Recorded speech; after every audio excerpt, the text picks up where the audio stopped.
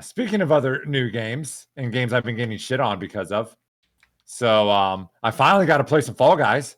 I say that because, for the love of God, they were down for almost the entire day yesterday. How? How were they down for so fucking long? Like, no one knows.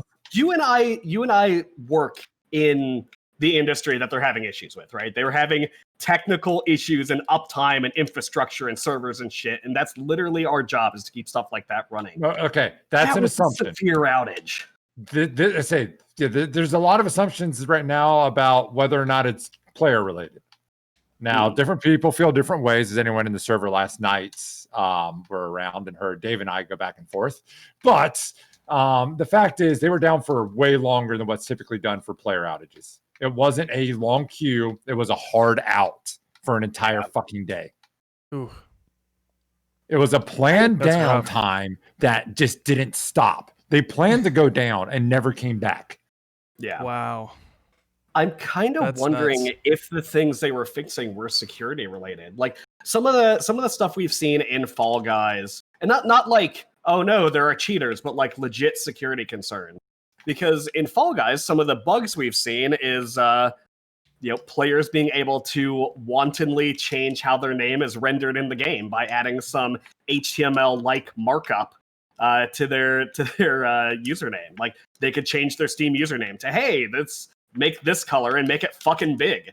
And then in the game, your name would show up fucking huge. If you could leverage that to do some kind of injection or run a script or what have you, yeah, that could be super fucking dangerous for anyone who's playing the game.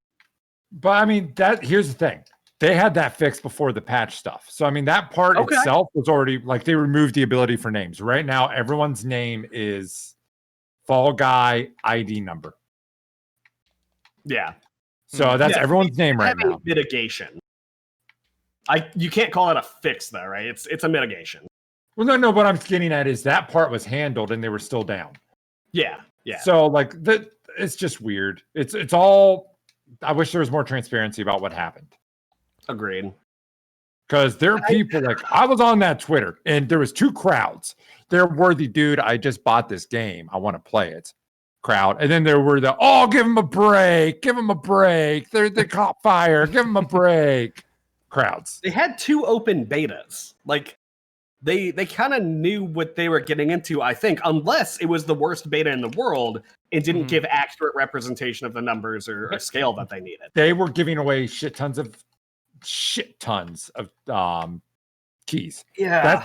The one thing that did happen that wasn't accounted for, but at the same time, they did this so they knew they made the game free on PS Plus for PlayStation users.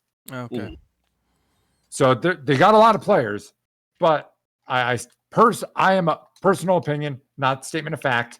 That kind of outage is not from load. Load solutions are way easier than that, especially when supposedly, like, right now, what they're supposedly running on, I know what that infrastructure is. I know what it would take to scale up roughly. Well, and worst case scenario, a couple hours. It doesn't even present itself as a load issue, because load issues, like on Tarkov, the worst times in Tarkov, right?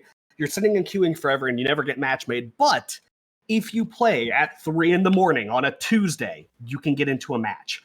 This was not like that. And you said the big difference. Yeah. You queued. You were still queued. You just weren't popping, but you were queuing. Yeah. You weren't doing that in Fall Guys.